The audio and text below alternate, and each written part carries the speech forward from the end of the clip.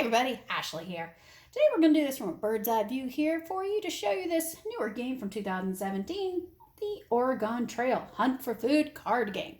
This is for ages 12 and up and ranges from 2 to 6 players, although the game can be a little bit more strategic, so I recommend it more for adults than preteens. And plus, how many of us played the one and only the Oregon Trail back in school on our computers? Oh, and most of us died from dysentery. And the best part of this game, I have to admit, is where they even tell you, guess what? You can still die from dysentery in this game. Plus 5 new ways to die. That's right. Oregon Trail decides to torture you even more. Game here sets up by a 6x6 grid. Make sure my counting skills are correct here. Okay, good. Each one stacks at 3. You got this little hunter that everybody's going to be moving around. Everybody gets their own dice here to roll. And basically, you can pick anywhere to start this guy on the board.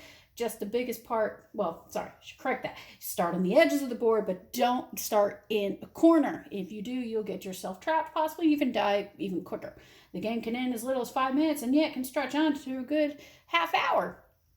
But either way, get your little spot to pick. Now, the funny part is the first where thing goes is the one who saw a squirrel the last time. Okay, what if you never go outside? Then you don't know. Does a cartoon squirrel count? I don't know here. You have to decide on that.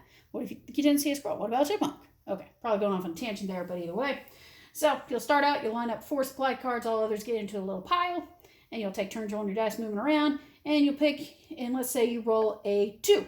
Then, that's easy. Once you pick your spot, you can go up to 2 cards away, pick it, flip it, and it'll tell you what to do.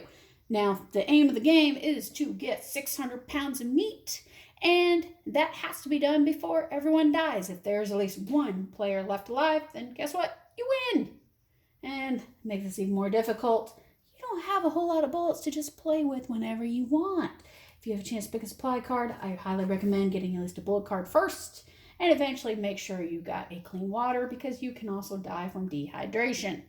Keep this in mind as you work around and decide with the other fellow players. Even though you're supposed to be technically doing it on your own, there are times where you're going to have to work with one another. Hey, you're craning on this wagon, you don't want to die.